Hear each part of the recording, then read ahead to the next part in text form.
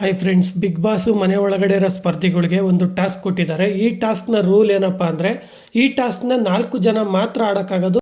ಮತ್ತು ನೀರಲ್ಲಿ ಮುಳುಗುವ ಸಾಮರ್ಥ್ಯ ಮತ್ತು ಉತ್ತಮ ಗುರಿ ಇರುವ 4 ಜನ ಸದಸ್ಯರ ಅವಶ್ಯಕತೆ ಇದೆ ಅಂತ ಬಿಗ್ ಬಾಸ್ ಹೇಳಿರೋದು. ಯಾರು ಆ 4 ಜನ ಹೋಗೋಕ್ಕೆ ರೆಡಿಯಾಗಿರೋದು ಈ ಟಾಸ್ಕ್ನ ಆಡೋದಕ್ಕೆ ಅಂತ ಹೇಳೋದಾದರೆ, ವಿನಯ್, ಕಾರ್ತಿಕ್, ಮೈಕಲ್, ತುಕಾಲಿ ಸಂತೋಷ್ ಅವರು ಈ 4 ಜನ ಈ ಟಾಸ್ಕ್ ಆಡೋದಕ್ಕೆ ರೆಡಿಯಾಗಿದ್ದಾರೆ ಅಂತ ಹೇಳ್ಬೋದು. ಆಗ ಸಂಗೀತ ಅವರು ನಾನು ಯಾಕೆ ಬೇಡ ಅಂತ ಹೇಳಿಲ್ಲ, ನನ್ನ ಡಿಸಿಷನ್ ಯಾಕೆ ಕೇಳಿಲ್ಲ ಅಂತ ಕ್ವಶನ್ ರೈಸ್ ಮಾಡ್ತಾರೆ. ಆಗ ಅವರಿಗೆ ಪ್ರಾಪರ್ ಆನ್ಸರ್ ಸಿಗಲ್ಲ. ನೆಕ್ಸ್ಟು ನಮ್ರತ ಅವ್ರ ಹತ್ರ ಸಂಗೀತ ಅವ್ರು ಹೇಳ್ತಾರೆ, ಈ ಥರ ನಮಗೆ ಟಾಸ್ಕ್ಗಳಲ್ಲಿ ಚಾನ್ಸ್ ಕೊಟ್ಟಿಲ್ಲ ಅಂದರೆ ನಮ್ಮನ್ನು ನಾವು ಪ್ರೂವ್ ಮಾಡ್ಕೊಳ್ಳೋದು ಯಾವಾಗ, ಅದಕ್ಕೆ ವುಮೆನ್ಸ್ ಗೆಲ್ತಾ ಇಲ್ಲ ಬಿಗ್ ಬಾಸ್ ಟ್ರೋಫಿನ ಅಂತ ಹೇಳ್ತಾರೆ. ನೆಕ್ಸ್ಟು ತನಿಷ್ ಅವ್ರ ಹತ್ರ ಹೋಗಿ ಸಂಗೀತ ಅವರು ಕೇಳ್ತಾರೆ, ಯಾಕೆ ನನಗೆ ಚಾನ್ಸ್ ಕೊಟ್ಟಿಲ್ಲ ಈ ಟಾಸ್ಕಲ್ಲಿ ಅಂತ. ಆಗ ತನಿಷ್ ಅವರು ನಿಮಗೆ ಕೊಟ್ಟಿರುವ ಎಲ್ಲ ಟಾಸ್ಕ್ಗಳನ್ನು ನೀವು ಪರ್ಫೆಕ್ಟಾಗಿ ಮಾಡಿದ್ದೀರಾ ಅಂತ ಸಂಗೀತ ಅವ್ರನ್ನ ಕೇಳ್ತಾರೆ ಅಂತ ಹೇಳ್ಬೋದು.